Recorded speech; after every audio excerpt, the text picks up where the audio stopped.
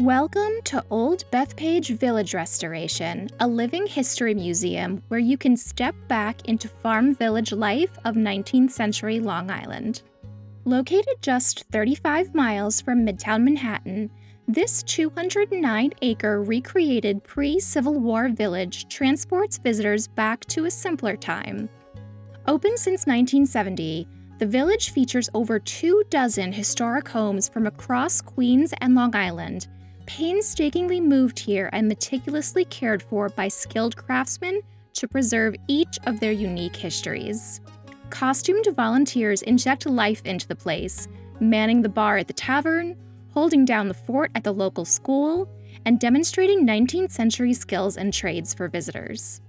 So come journey back in time with me, and my mom, as we spend the afternoon living and breathing Long Island's rich past.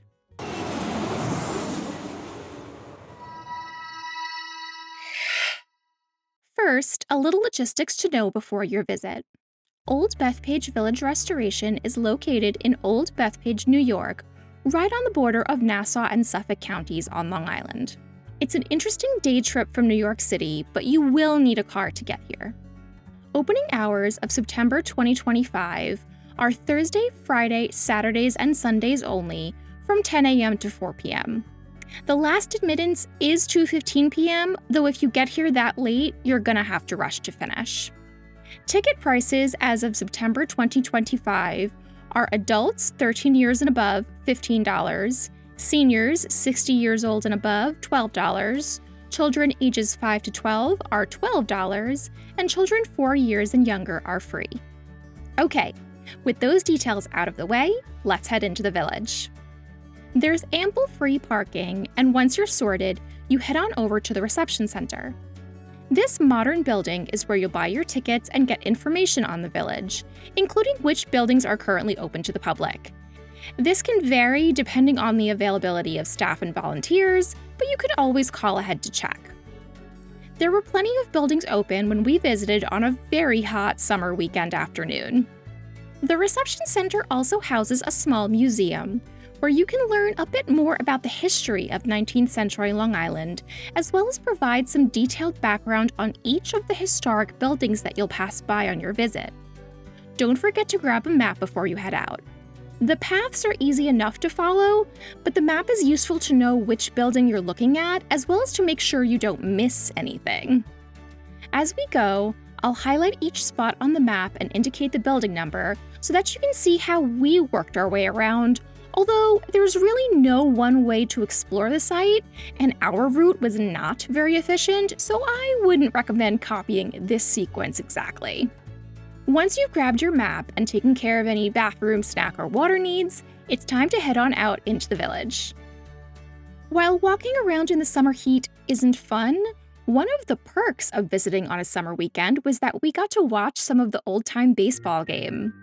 The field is right by the reception center, so that was the very first thing we headed to. The old-time baseball games are played with authentic mid-19th century bats, balls, and uniforms. They play by 1860s rules, which are quite different from what we know today. I won't go too much into it here, but if you're interested in the early history of America's pastime, it's worth a Google. And based on what you're seeing in the video, some of the key differences you can probably already spot. The rules back then were quite quirky. As a baseball fan, I really enjoyed this, and my mom and I hung out to watch for a while. They also have posters up near the field, where you can learn more about the history of the game. Really fun first stop on our tour around Old Bethpage Village. Next, we headed over to the Schenk House and accompanying barn, buildings 2 and 3 on the map, right near the baseball field. Schenk House is one of the oldest remaining Dutch farmhouses in the entire United States. It was built between 1730 and 1760, and the house originally stood on a 300-acre farm in Manhasset, about 17 miles west from where it is today at Old Bethpage Village. Just a drop farther down the road is the Conklin House and Barn. This cottage was built in 1830 and originates from the village of the Branch, about 17 miles east of Old Bethpage. The house is named for its owner, Hull Conklin, who who bought the home in 1853 for a grand total of $600. That's about 25,000 US dollars in 2025 currency. Across from the Conklin House is a small red and white building, Dr. Searing's office. This was the first open building that we could walk into. Built in the very early 1800s, it originates from Hempstead, about 15 miles to the southwest. Named for its earliest recorded owner, Dr. James Searing, the good doctor's office has the distinction of being the final building moved to the Village Restoration. It arrived in April 1993. The interior is a recreation of what Dr. Searing's office may have looked like. Just down the road from the doctor's office is one of the highlights of Old Bethpage, the Layton General Store. Built in 1866, this structure comes from East Norwich, about 10 miles to the northwest. The John M. Layton Grocery and General Store was both a mercantile and residential property, as the successful merchant family lived upstairs. This building is a full experience, with stocked shelves, some small items to purchase, and costume guides who could answer all your questions about what life was like for the Layton family in the mid-19th century. My mom always loves listening to the guides share all their wealth of knowledge. The shop itself can take a lot of time just to examine and inquire on all the items. There's so much to look at if you've got a curious and detailed eye. But once you're done with the business portion of the property, you can head into the Layton's living quarters. It's a beautiful recreation and really allows you to visualize what life may have been like for these successful merchants living and working in East Norwich, Long Island 140 years ago. Definitely take your time with this property, it's a gem. At the end, we popped out into the backyard where there are a couple of smaller structures to take a quick peek at before we moved on. I'll quickly point out the gazebo here. It's located next to Conklin House and across from the Layton General Store. It is a building indicated on the map, but I couldn't find any information about it. So if anyone knows, please let me know in the comments. It might just be a modern event space or meeting point, not sure. We turned right at the Layton General Store down a smaller path, passing the Prime Thimble Factory. Also, not much information about this one, so again, if anyone knows, do leave a comment. From here, we got a nice view of the Modern Fair Exhibition Hall. The Long Island Fair is held at Old Bethpage Village Restoration every fall. I'll leave the link for that event in the video description. Across from the Fair Exhibition Hall, you'll find the fair's livestock building. I've never been to the Long Island Fair, but if you have, let me know how it is in the comments. This certainly is a unique setting for a fairgrounds. Heading back the way we came, we passed the Leicester General Store on our right.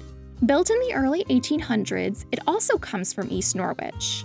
It has 3 vertically stacked doors at the back of the property to accommodate all the deliveries a busy general store would have received. A bit farther up the road is the Noon Inn, another highlight of the village. This Georgian-style 2-story home was built between 1831 and 1843 and originated in East Meadow, about 9 miles to the southwest. You can still have the tavern experience here, as water, birch beer, root beer, and some snacks are available for purchase. Cash only, of course. Apple Pay didn't exist in 1843. In addition to selling you a cool drink, the barkeep can answer all your questions about the property and its history. You can also walk through the recreated living quarters of the home. Continuing down the road on the left, you'll find Kirby House. This classic Greek Revival-style home was built in 1839 in Hempstead. The house is named for its owner, Richard Kirby, who was a tailor. On the opposite side of the road, you'll find Benjamin House, which was open and had a volunteer inside to answer our questions about the history of the property. The house comes from the North Fork of eastern Long Island, about 50 to 60 miles east of Old Bethpage. That's quite far out, and the Benjamin family were amongst some of the earlier settlers in the area.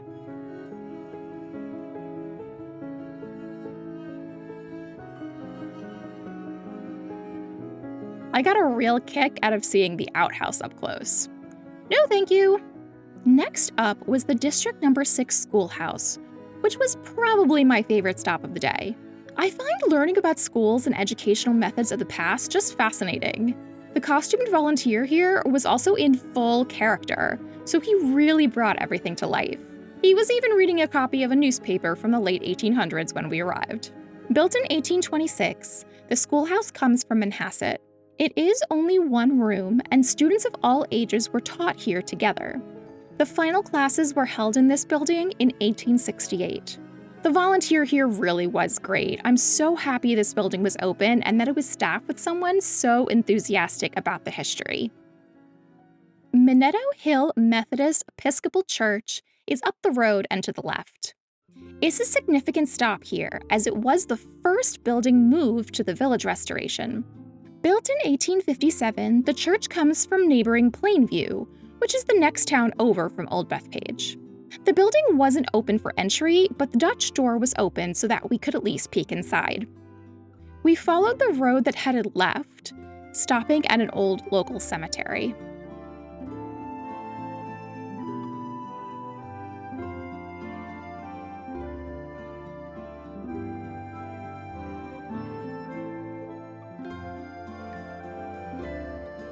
Walking further, we passed the cider press on the right, which again, if you know anything about it, leave a comment as I don't have any additional details to share.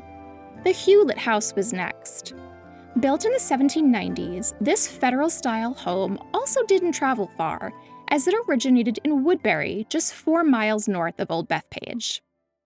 At this point, we realized we had walked around in the worst possible route, as you may have already gathered. So we scurried back over to the intersection of the Noon Inn, Leicester General, Leighton General, and the Gazebo to finish the rest of the village walk. The Bach Blacksmith Shop is a typical one-room shop that was found in nearly every village of its time. Built in the 1870s, it comes from Hicksville, about 7 miles to the west. It is named for the owner and blacksmith, William Bach. Next was Rich Hat Shop and House. The shop was open and the resident hatter was in, which was such a delight.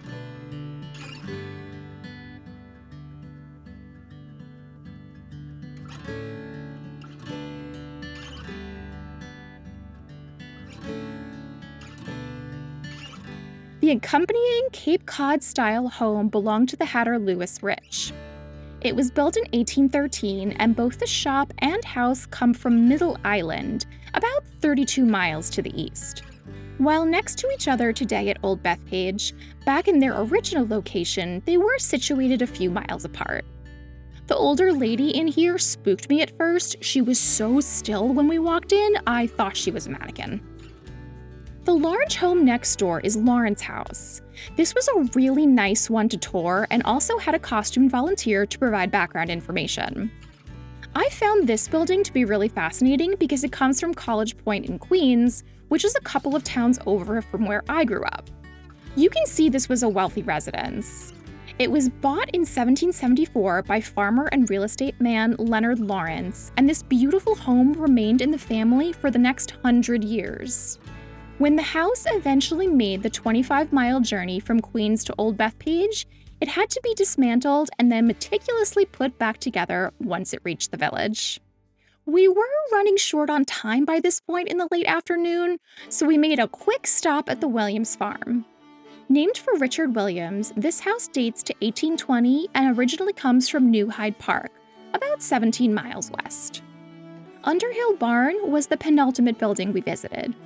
This English-style barn was built in 1750 in nearby Syosset, about 6 miles to the northwest.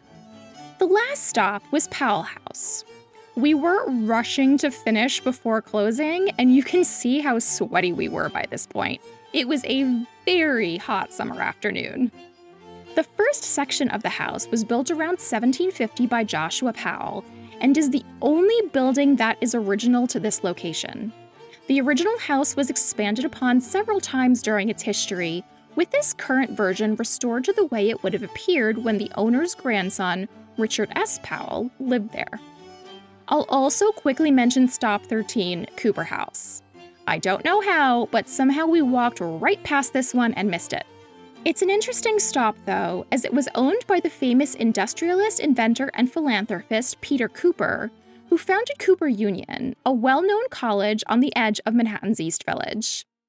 The house dates to 1660, but under Peter Cooper's ownership, it became what we see today. That is, if we stop to look. And so we headed for the exit. We were the last guests to leave the village for the day. We closed out the place. All in all, an excellent experience despite the heat. Thanks for coming with me today for a journey back to Long Island of the 1800s. I love Old Bethpage Village Restoration. I've been here a few times in my life, and I think it's such a nice way to reconnect with the past, especially as someone who grew up nearby. The fact that they moved all these buildings from all over Long Island and created this place where we can breathe history in, it's just superb. If you like going on historical adventures, or if you're in the New York area and want some other ideas for fun local things to do, then check out one of the above playlists. Always more fun adventures to come, so I do hope you'll subscribe to join me for whatever's next. Until then, see you next time.